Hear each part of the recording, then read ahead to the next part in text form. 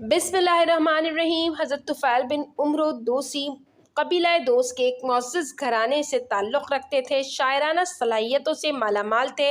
आपका चर्चा कबाइल में दूर दूर तक था। अरब के कौमी त्यौहार उकाज़ में आप सफ़े अव्वल के शोरा के साथ जगह पाते थे। एक बार आप मक्का आए हुए थे। इस वक्त रसूल करीम सल्लल्लाहु अलैहि वसल्लम ने अपनी दावत को एलानिया पेश करना शुरू कर दिया था। कुरैश को खतरा लाहक हुआ, अगर तुफ़ैल मोहम्मद सल्लल्लाहु अलैहि वसल्लम की दावत कबूल कर लेते हैं तो फिर अपनी शायराना सलाहियतें इस्लाम की खिदमत पर लगा देंगे और ये कुरैश और उसके बुतों के लिए बहुत बड़ी मुसीबत बन जाएगी। इसी खदशे के पेश नज़र कुरैश ने इनको हाथों हाथ लिया। साथ साथ अपना मद्दआ भी बयान करने लगे कि यहाँ मोहम्मद नामी एक आदमी है, इसकी गुफ्तगू जादू जैसा असर रखती है। वो बेटे और बाप के दरमियान, भाई और भाई के दरमियान, शौहर और बीवी के दरमियान तफरीक डाल देता है। हमें आप और आपकी कौम के बारे में खतरा है, कहीं इसके जादू में न फंस जाए, लिहाजा इससे बात करने की कोई ज़रूरत नहीं है। हज़रत तुफ़ैल रज़ी अल्लाह ताला अन्हु कहते हैं कि मैंने अज़म कर लिया कि इसकी कोई बात नहीं सुनूंगा, न इससे मुलाकात करूंगा।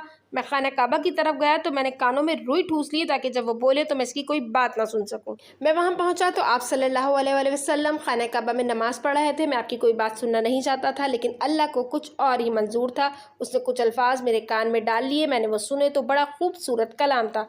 मैंने दिल में कहा, मैं एक दानिशमंद शायर हूँ, अच्छाई बुराई कर तमीज़ रखता हूँ। अगर कोई अच्छी बात करेगा तो मैं कबूल कर लूँगा और अगर बुरी होगी तो कबूल नहीं करूँगा। फिर मैंने आप सल्लल्लाहु अलैहि वसल्लम को मुखातिब करके कहा, ए मोहम्मद, तेरी कौम ने मुझे तेरे बारे में ऐसे ऐसे बताया। अल्लाह की कसम, उन्होंने तो मुझे तेरे मामले में इस कदर डराया है कि मैंने अपने कानों में रुई ठूस ली ताकि तेरी बात ना सुन सकूँ, मगर अल्लाह को ये मंजूर था कि मैं सुनूँ, लिहाजा मैंने खूबसूरत बात सुनी। ज़रा मुझे अपनी बात तो बताओ।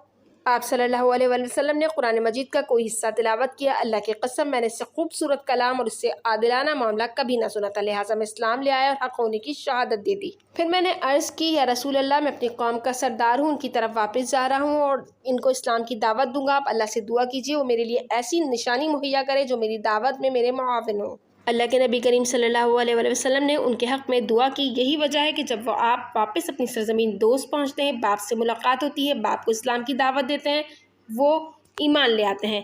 फिर वालदा के पास जाते हैं, उन्हें इस्लाम पेश करते हैं, वो भी ईमान ले आती हैं। फिर बीवी की बारी आती है, इसको भी इस्लाम की दावत देते हैं, वो भी नेमत इस्लाम से बहरावर हो जाती हैं। जब इत्मीनान हो जाता है कि मेरा घर इस्लाम के साए में आ गया तो फिर अपने ख़ानदान की तरफ और फिर पूरे कबीला दोस्त के पास जाकर इस्लाम की दावत पेश करते हैं। लेकिन इनमें से हज़रत अबू हुरैरा रज़ी अल्लाह तआला अन्हु के अलावा कोई भी शख्स इस्लाम नहीं लाता। इन लोगों ने न सिर्फ इस्लाम कबूल नहीं किया बल्कि अहले मक्का की तरह जुल्म पसंद और अक़ूबत रसा सरदारों के नक्श कदम पर चलना शुरू कर दिया और जनाब तुफ़ैल रज़ी अल्लाह तआला अन्हु को रुस्वा करने लगे।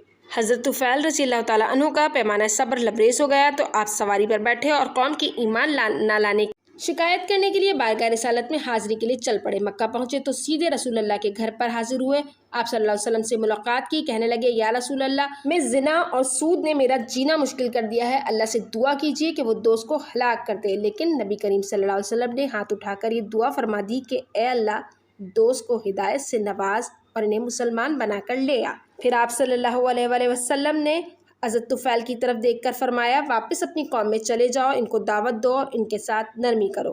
हज़रत तुफ़ैल रज़ी अल्लाह तआला अन्हु वापस अपनी कौम की तरफ चले जाते हैं और उनको इस्लाम की तरफ बुलाने का काम फिर से शुरू कर देते हैं।